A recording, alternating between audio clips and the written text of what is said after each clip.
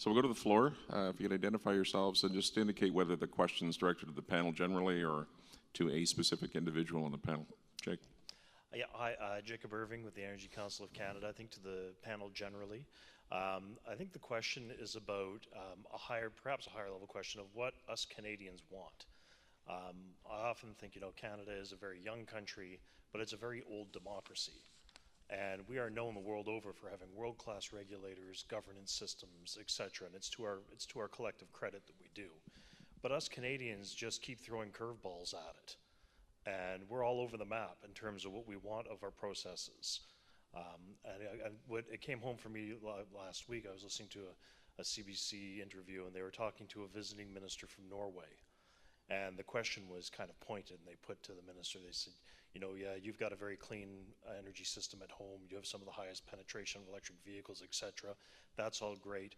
But isn't it true that you got there by selling oil and gas to the rest of the world? And her answer was, yep. And to us Canadians, I mean, this is our challenge. I think that we have all of an ability underfoot, but we just seem perpetually conflicted by it.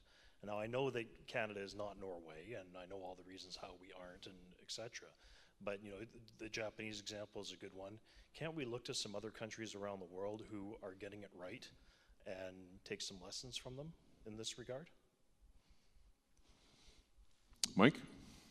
We'll just take one or two responses to each question, so we can make sure we Jacob, get through just quickly on that. I mean, fair point. One of the things that Canada has been doing on this now, going on 20 years and more, is looking to other countries to sort of what should we do, instead of starting with our own fundamental circumstances. And if we did that, I go back to Kyoto, where we sort of looked to the Europeans to tell us what we should do, and we tweaked it a little bit here and there. But we didn't build it based on our basic circumstances. And I think you could pick up points from several people on the panel here and say, no, what's a Canadian approach to this thing that is responsible? Because the precise numbers, in a way, don't matter. What matters is the trajectory over the next, say, 2, 3, 4 decades. And I think we can do that based on understanding Canada. You just want to weigh in? Chris?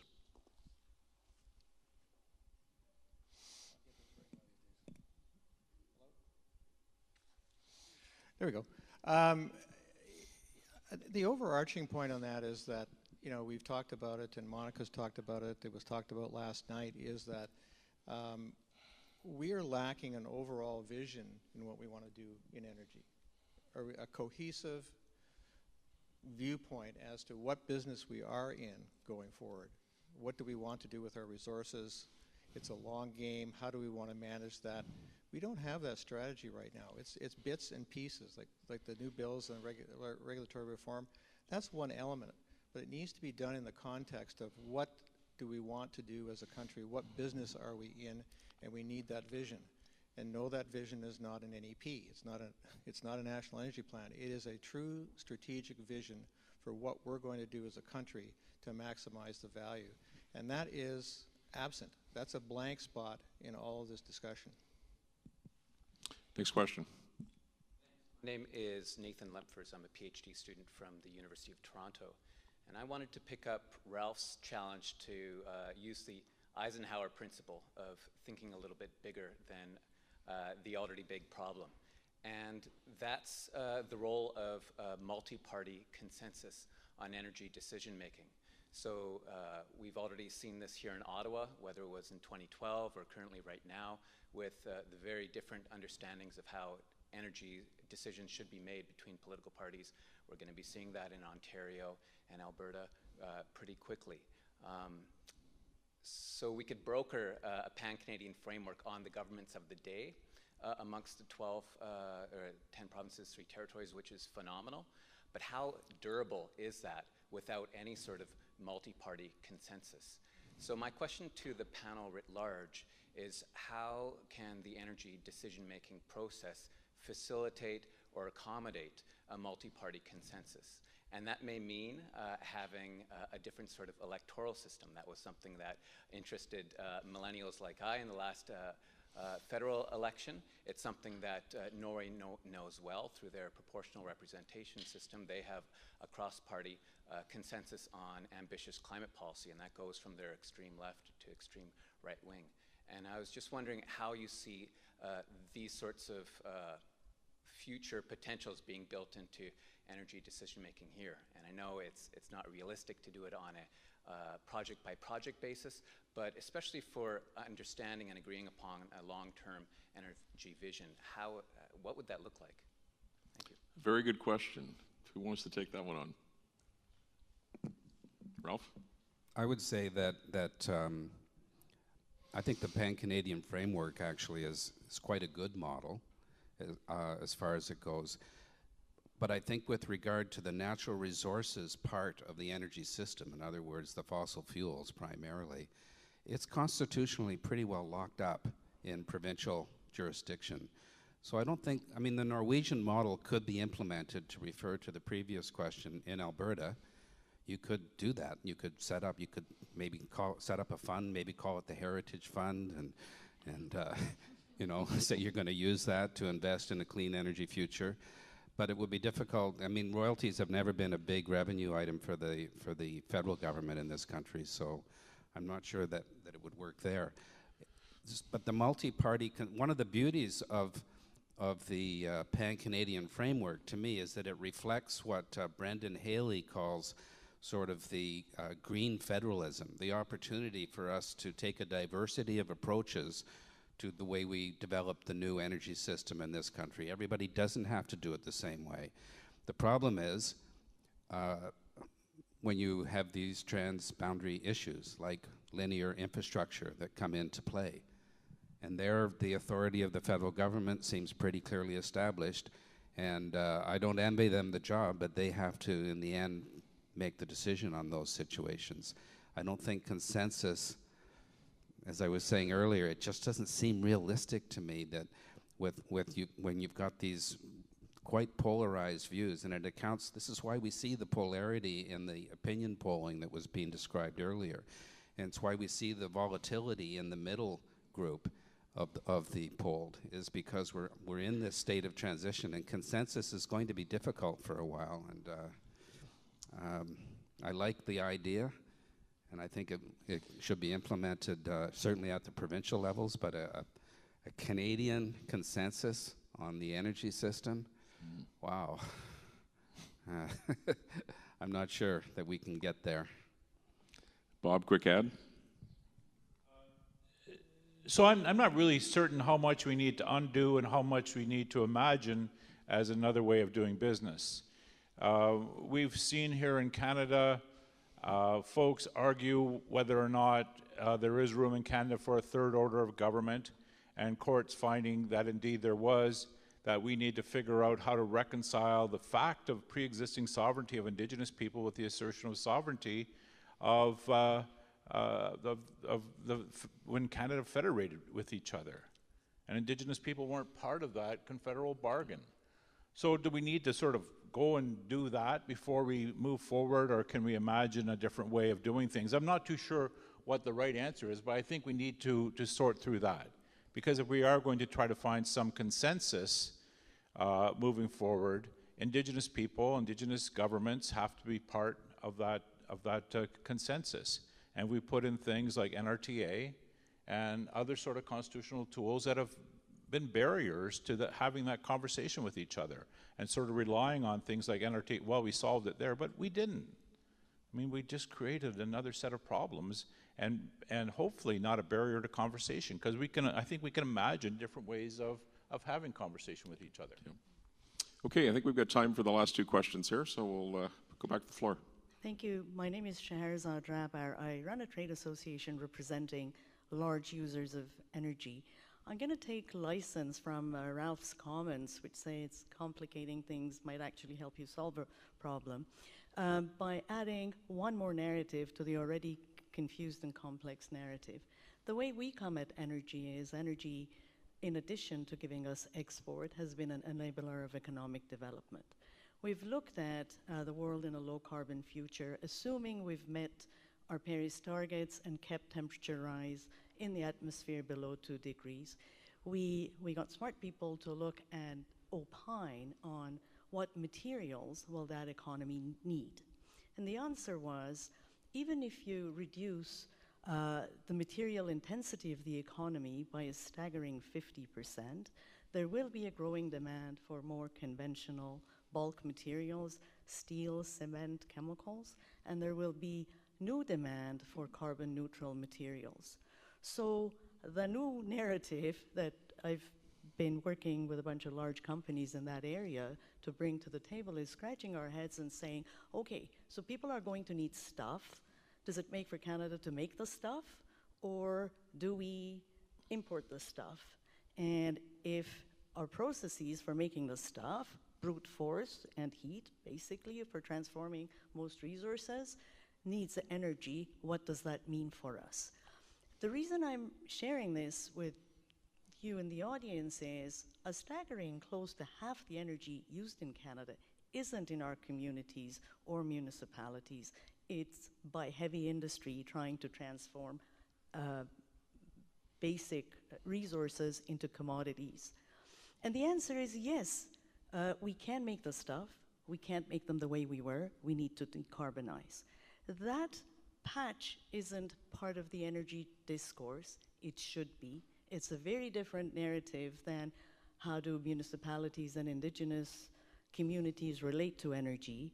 It directly impacts the health and well-being of energy distribution systems. If you remove half the load from it, all of a sudden they're self-generating, and even our entire narrative. So my question to the panelists and the moderator is, to what extent this missing piece deserves a little bit of attention?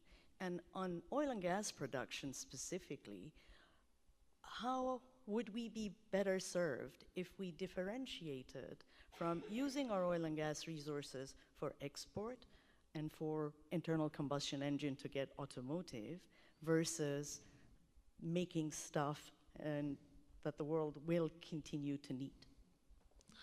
Thank you. Maybe what we'll do is take the last question, and I'll ask the panel to try and respond to both. Thank you. My name's Cameron. I'm from Winnipeg. Former Winnipegger, Marshall McLuhan, did say something about the medium being the message. I just think the media generally dictates or influences us on what we should be worrying about in any particular day, whether it's Trans Mountain or refugees in Syria or Indigenous issues or clean water, many other things. I guess my question is for the panel, just generally about the media and your message. Canadians are very busy people. We're all worried about our families and raising our kids and looking after our parents and putting food on the table. So I guess my question is are you really concerned about the message that's being put forward, whether it's always a message of damage control or reacting to a situation, or just a general comment about the message? We could ask the panel to respond to both those questions and comments. Yes. Mike?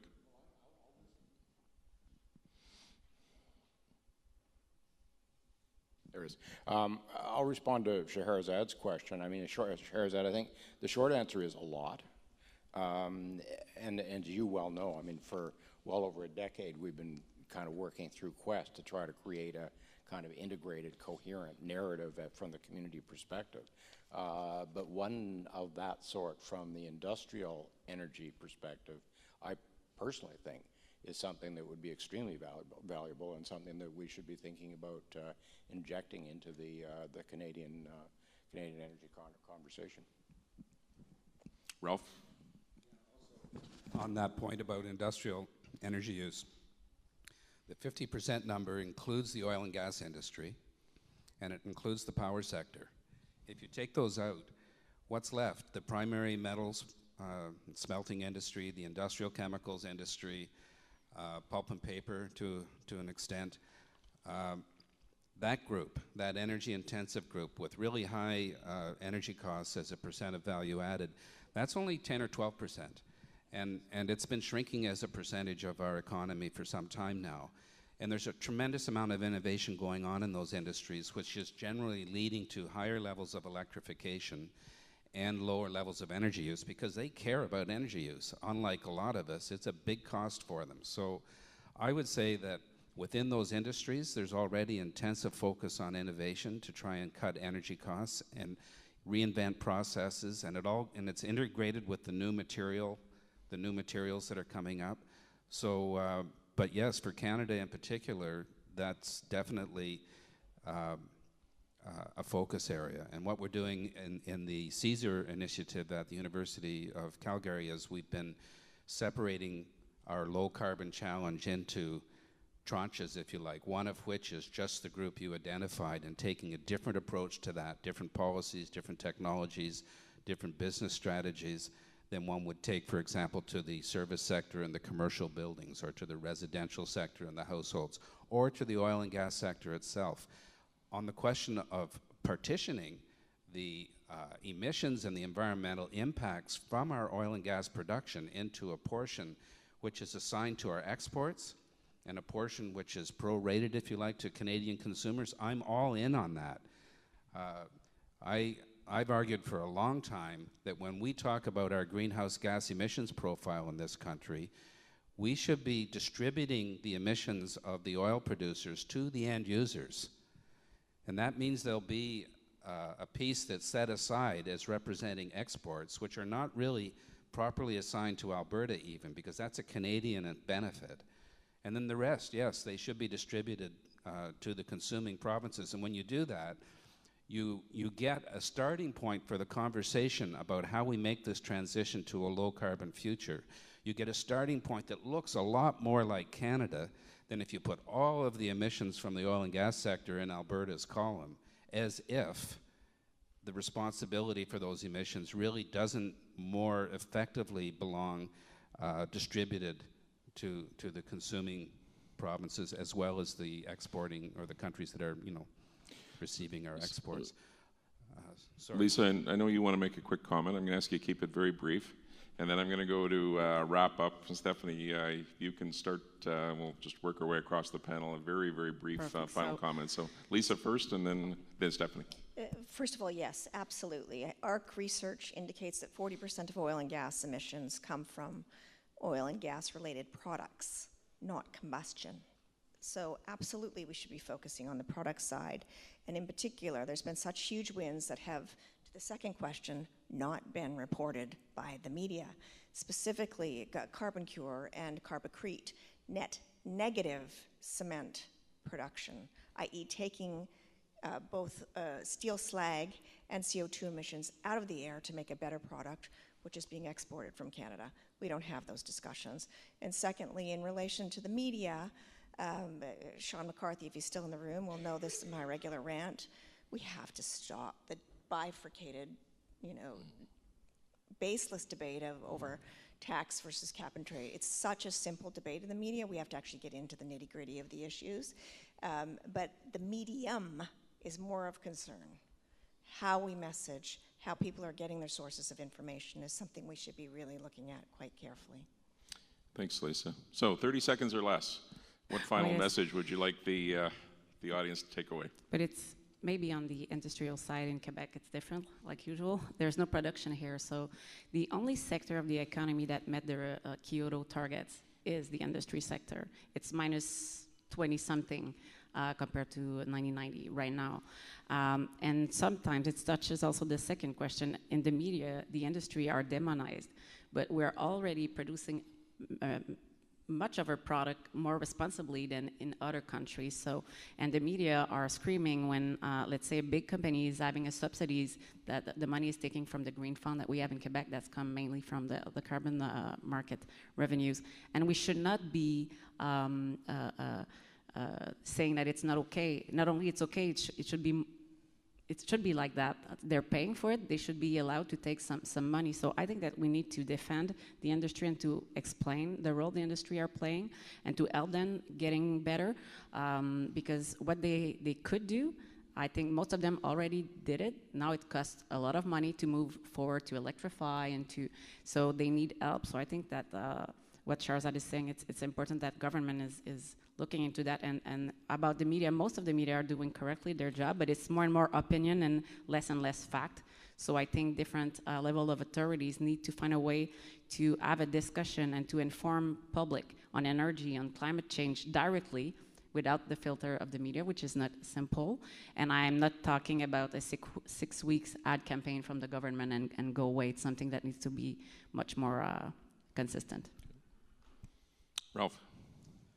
Yeah, I think I've taken more than my share, so I'll just be very brief and say that I think the more that you can treat the system in which you find yourself as a complex, dynamic system, and therefore adopt strategies related to maximizing resilience, flexibility, hedging your risks, managing your risks, the more likely you will come up with decisions and decision-making systems that will be durable. Bob. Maybe 2 quick points. One, to echo some of the comments from last night, the need to invest in Indigenous communities in terms of capacity to be a full partner in terms of thinking through these issues that impact on all of us, and in particular to bring Indigenous science, Indigenous knowledge to bear on these issues, wrapped in a framework of Indigenous legal principles. And I think, secondly, finding some places of safety. Where are those safe places to have conversation and safe places to get information? And I think we haven't done a very good job of building those things. This is actually a pretty safe place to be able to do that, but how do we replicate this kind of environment so that people do feel safe to be able to engage on these really difficult matters? Yeah. Thank you, Bob. Lisa. Let me say positive energy.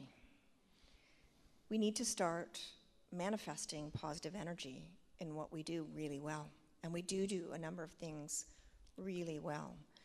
And we also need to not be afraid to evolve our thinking to accommodate our innovative processes and our continued innovation and growth in the country. So we're typically Canadian. We are pretty harsh on ourselves, and I think we need to start being a little bit more positive in the energy we generate about energy in the country. Mike, is there anything you have not said yet?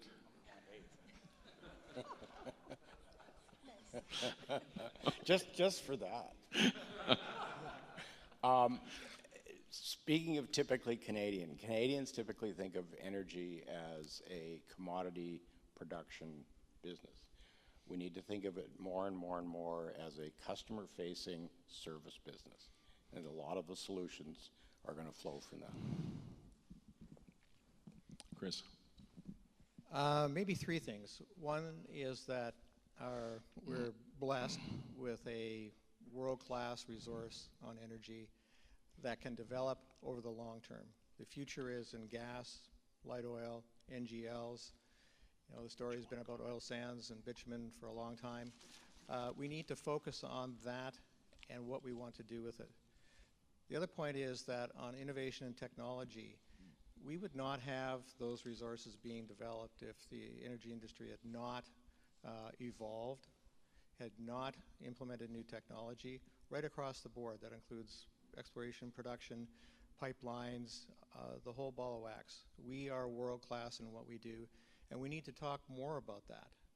And the third thing, we need to roll that into what is a strategy and business plan for how we're going to develop those resources going forward in the future, because that is our treasure chest, to be able to leverage that to do all the things we want to do in the future. And it is a long-term game. Maybe one more point. We need to figure out how we fix and get clarity on these decision-making processes. We are in a bad spot right now, and we need to get our heads around it very, very quickly. And that's going to take vision, that's going to take commitment, and Canada has to decide what business it's in and what business it's not in. Monica. Well, things were sounding so uniformly positive until that last point, Chris, and I was actually going to weigh in with something a little bit, perhaps, I don't know if negative is the right word or not, but Bob, you mentioned about seeing double when you see the word durable. So what I've been thinking about over the course of this conversation is, okay, well, what are the untenable tensions? CFTC double or triple on that one. It seems to me, to Chris's point, we do have a few untenable tensions that we're currently experiencing. Many of them do fall into these buckets we've been using at Positive Energy around who decides, how to decide, the relationship between policymakers and regulators, sort of who does what. To Lisa's point, I think there's no question that we need to work on resolving those issues. That said, Ralph, I take your point about this is a complex system, and one concept that hasn't come up that I think we're really going to need to focus on is how do we learn better? How do we learn faster? Because we're going to be needing to do that in the next number of years. Thank you, Monica. I'm conscious of time, so I'm going to be very, very brief. I would just make a couple of observations. I think what you've heard consistently from the panel is that this is a very complex system. And it's faced with some very significant challenges that aren't easily addressed. I think there are clearly some opportunities, and the panel's talked about some of those, for improvement in the system. I think it's also clear, though, that ultimately we're going to need leadership and clarity in decision-making. And to Ralph's point, those decisions are going to be difficult decisions, and they're not ones that I think everybody's going to be pleased about consistently. But they do need to be supported by, in my view, a more compelling narrative than what we've had about where we're going and why. And I think it's also clear from this discussion and from the polling data that Stephen talked about earlier that leadership needs to start at the federal level, that's what we need, and frankly, I think based on the polling data, that's what Canadians expect, that we need to look at the broader interest and we need to have a view as to where we're collectively going and try and build some stronger consensus around that. So I would just invite you to join me in thanking the panel. I think they did a great job, and we've heard some very different and very useful perspectives.